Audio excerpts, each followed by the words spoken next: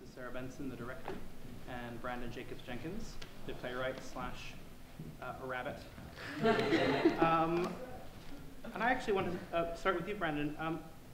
We know how the BJJ in the play got to know Fusiko, but I'm curious, how did the real BJJ become interested in the Octoroon? I get asked this question all the time, and I actually don't know the answer. I feel like I've known about this play for about as long as I've been writing plays for some reason, and it's always been a play that I've thought a lot about. I'm pretty sure I came across it in an academic context. I think that's where everyone sort of finds a play. And I think it was I probably read about it in this book by a guy named Werner Solers, who is a very famous German critic of American race, and oddly writes a lot about theater. It was called Neither Black Nor White Yet Both, about the history of the tragic mulatto as an American literary archetype. When was he writing? He's still alive. He was sort of writing. This book came out probably early '80s. And I don't know, I just always, I always just have thought about the play, and I'm as interested in the history of the play as I am in the play itself. And then oddly, I had an opportunity to adapt it, and I was like, okay, let's see what that feels like. And that opened up a whole different, door for me in terms of how I thought about the theater and what it was about and what a playwright is and stuff like that. So it sounds like the play sort of found you rather than you. Yeah, I guess. Yeah, I really don't know when I first discovered this play. I just feel like I've always walked around with it in some way, or thought about it, always thought about it or something. So. And Sarah, how about you and this relationship to this play, or your relationship to melodrama? Did you have any relationship? I had come across this play. Again, I can't remember exactly how. It was in some weird, old theatre history class at some point. I feel like everyone's read it in theatre. Yeah, I feel like, and then when Branden it was when you were on the fellowship, I think, at Soho Rep, that I remember saying to you, what do you want to work on? We have this fellowship program for a year, and he was like, right. oh, I want to work on Octoroon. an Octoroon. Yeah, that's right. And so I think that's when that's a long time ago. It was, wow. I know. That was 2009. Yeah, amazing. And so we started talking about it then. Yeah. And yeah. And here it is. And here we are. Yeah. And how did this sort of amazing conceit come about? The play within a play, the sort of doubling, we have a BJJ in the prologue, and then you are literally in the play also. How did that come about? I mean, I think it was a lot of there's a lot of me following instincts that I had about. I read this. I'm gonna be so boring. I'm sorry. I just read a lot and then I use it in my work. But I read this book called The Melodramatic Imagination by Peter Brooks, which is Peter Brook, not the one we're thinking about. But he, it was kind of amazing, and it was him talking about what melodrama was and why it was seductive, and he sort of got to this interesting point about how melodrama is always about binaries. It's always about opposites, and that's part of why we don't like it. We intelligent people just don't like it because there's no gray area. It's always good and bad. That's it. So then I started thinking about doubles somehow and pairs, and when I read the original play, I kept seeing these relationships between sets of two characters, and so I sort of followed that to it's actually revealed in the play that Paul was Pete's grandfather, so I started thinking about oh right, all these people have relationships to each other, sort of.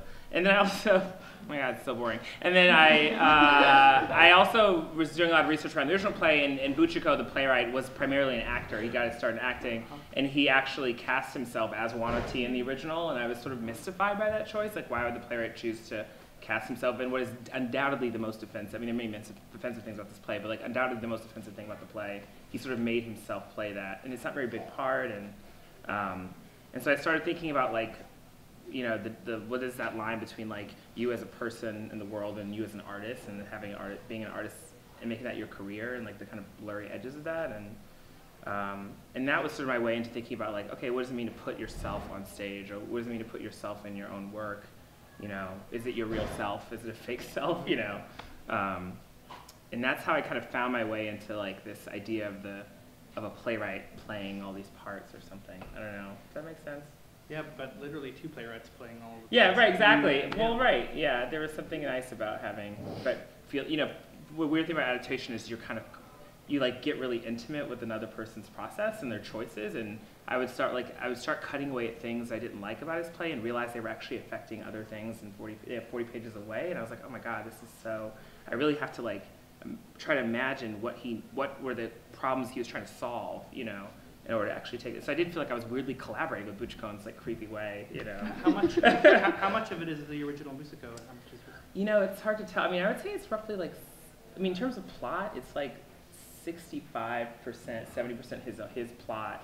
And I did kind of like massage a lot of his language because it just doesn't read as clear to us now. But the language is just sort of different. So I did sort of streamline some of his writing in that way. But it's mostly his plot. I mean, we do follow his plot from beginning to end for the most part. I mean, I combined all the slaves into 3 people, you know, and then I cut out this one. I kind of combined these 2 characters into George, but ultimately it's all him. Let's just talk about those slaves for a minute. It's such a fabulous register that you have them writing in. Maybe speak a bit about how you discovered that. The way they talk. Yeah, it's such an amazing juxtaposition. Yeah, I mean, I like part of the like impulse behind the original play for Butchko was that Uncle Tom's Cabin was this huge. It was actually like our first real American play. Was Uncle Tom's Cabin, right? Which is an adaptation of the novel. And there's a lot you can teach a whole class on Uncle Tom's Cabin, like why it actually affected literacy in America. But it was this huge popular thing that everyone was just making these shows. And Butchko was like kind of an opportunist. Was like, no, this is exploitative. Like I'm going to show you what like it was really like on these plantations that I visited, for like a week. And so I was interested in like this battle about like authentically representing slaves.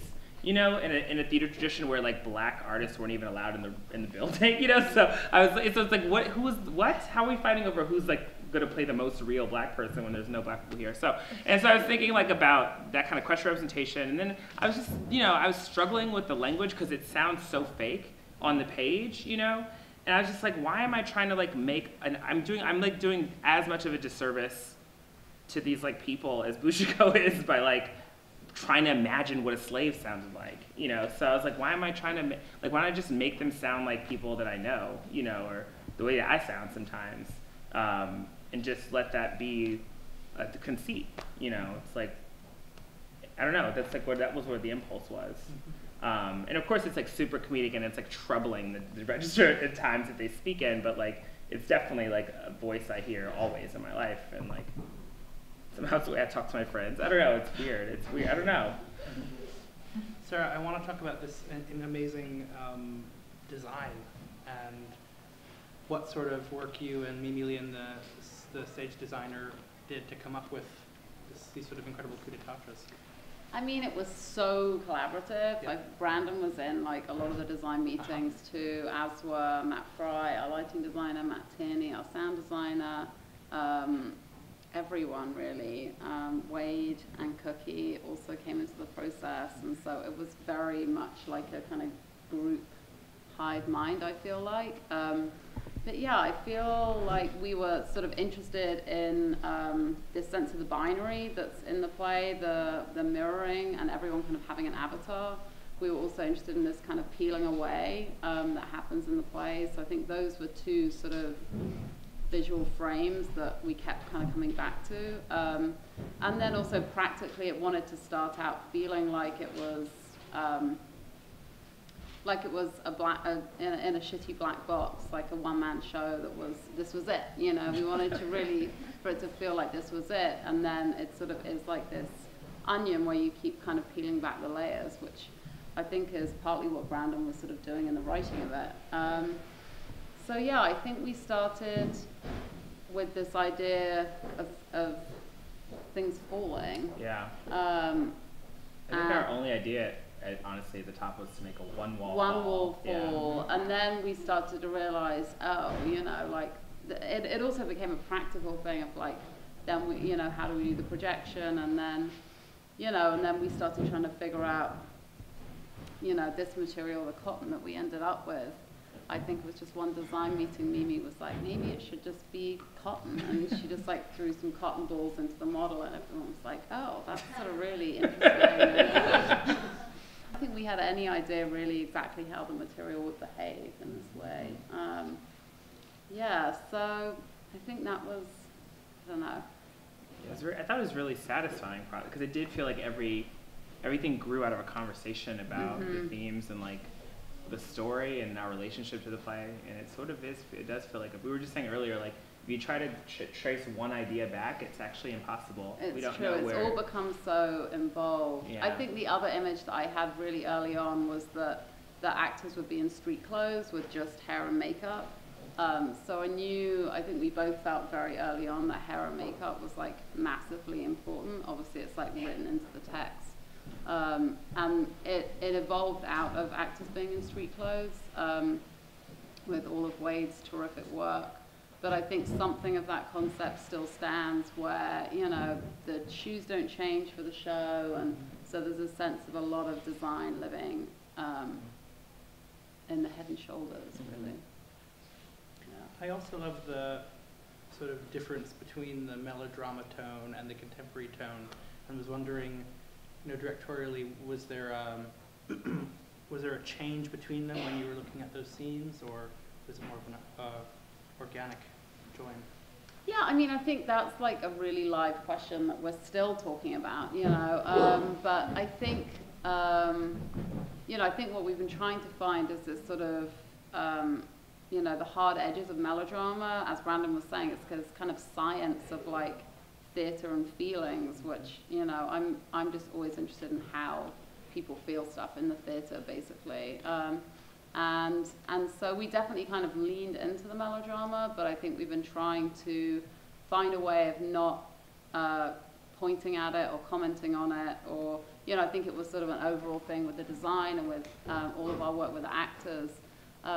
As a company, we've been trying to figure out how do we not put this historical play in a box over here that we can point at and say, oh yeah, look at all that, look at the problems they had, or look at how they thought about this or that, but that it really be something that can happen in a room today, and really be about us.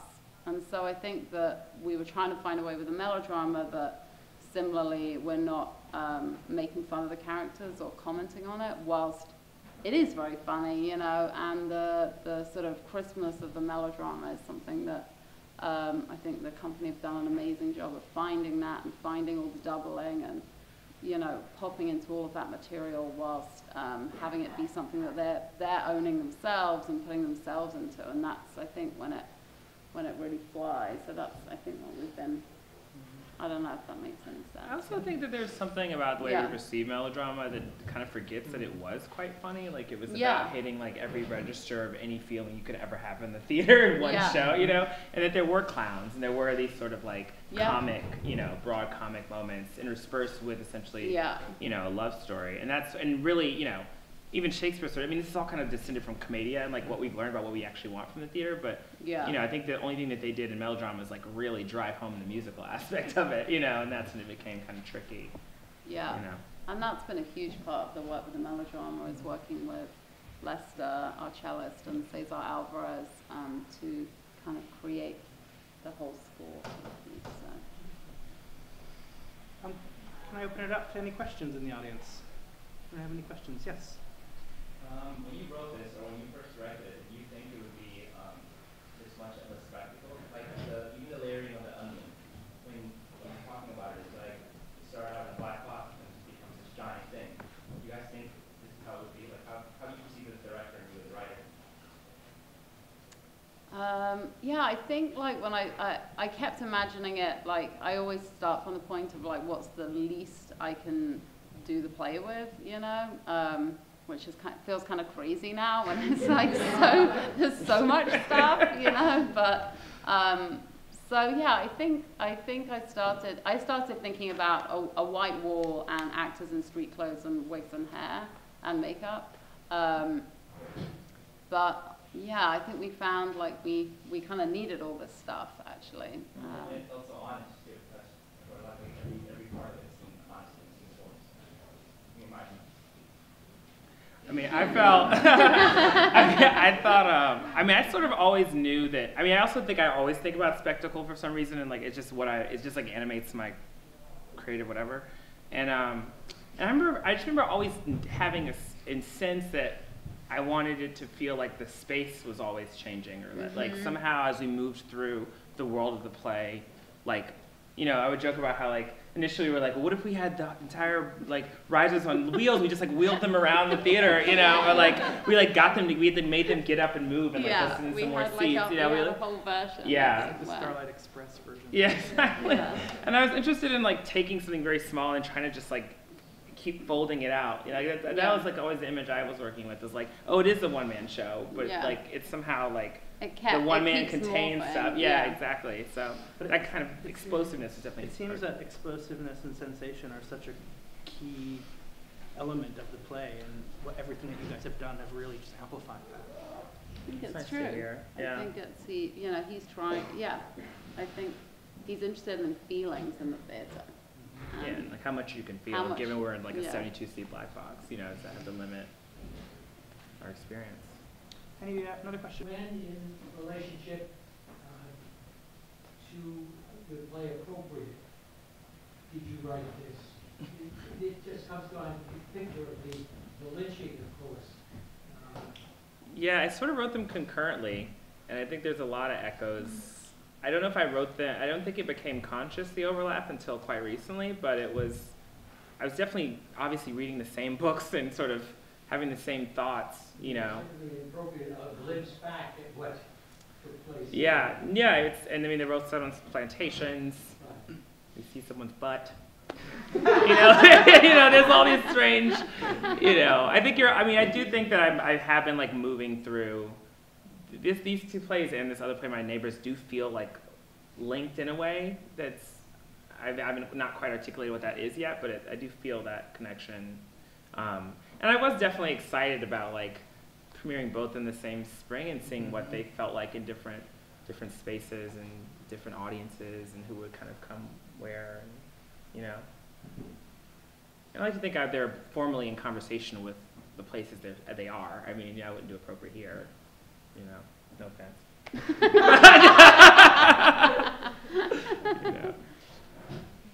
Yes.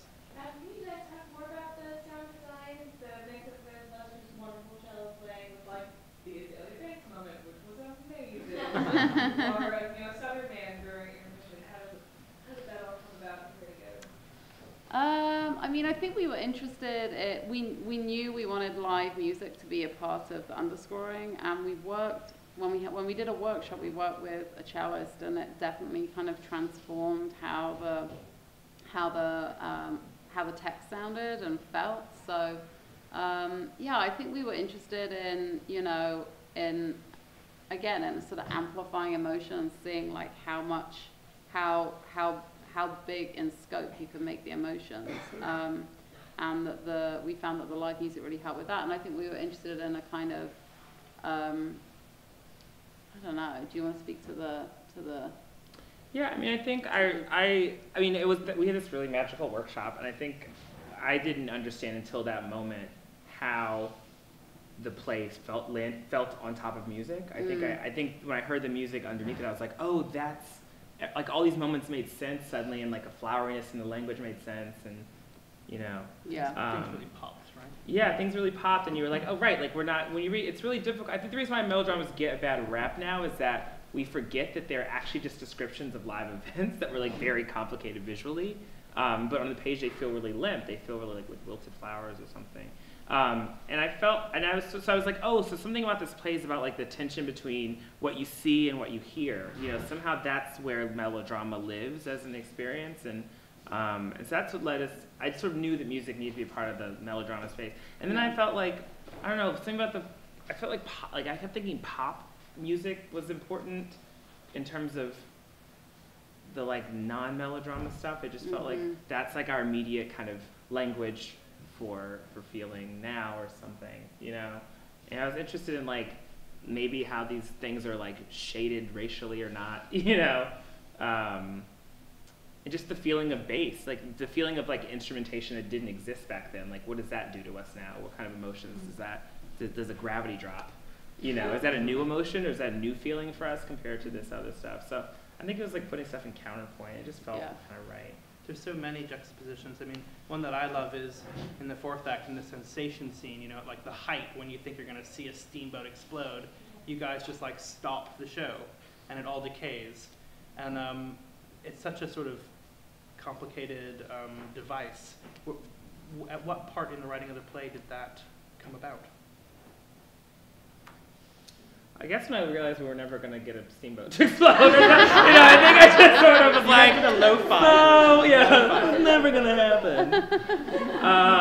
But it's so jarring because you have like these walls dropping and like the cotton balls flying, Yeah.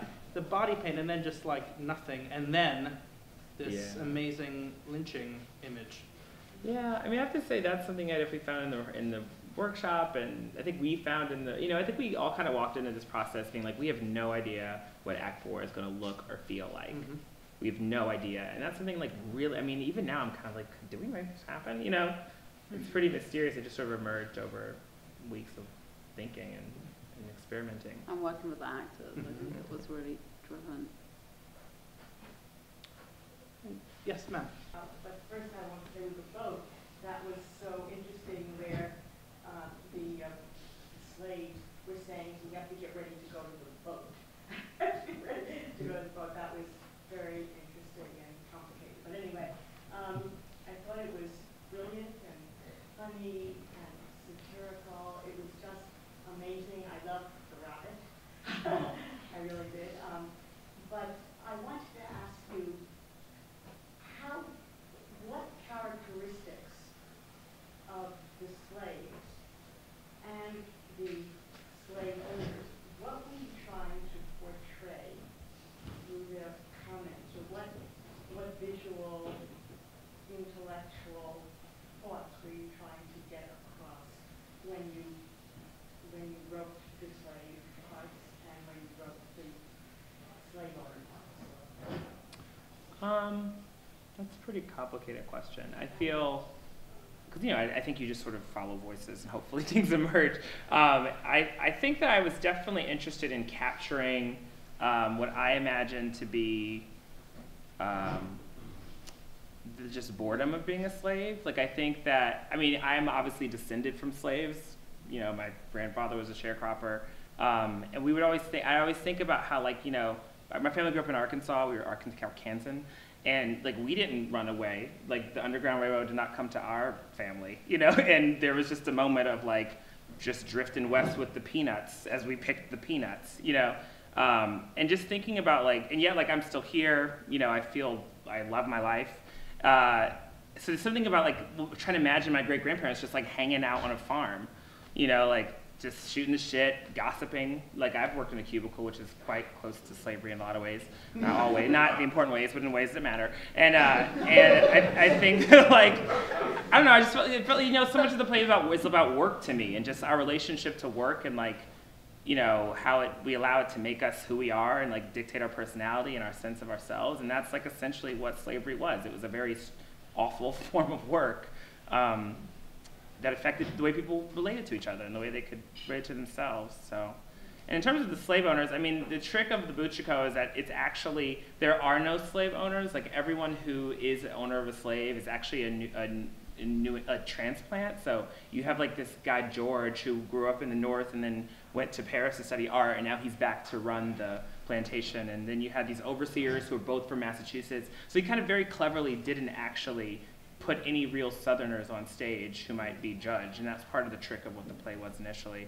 So I was I tried to kind of follow the same route and evade the question of, how do you depict the slave owner? I don't know, I think you answered the question, and I thought it was really brilliant piece of work. Thank you. Maybe one more question, if anyone has. Yes. I'd like to first say Rabbit is brilliant. I was just wondering, with the rabbit, was there some sort of symbolic meaning behind him? Was he just something to help the actors get into their costumes? What was he?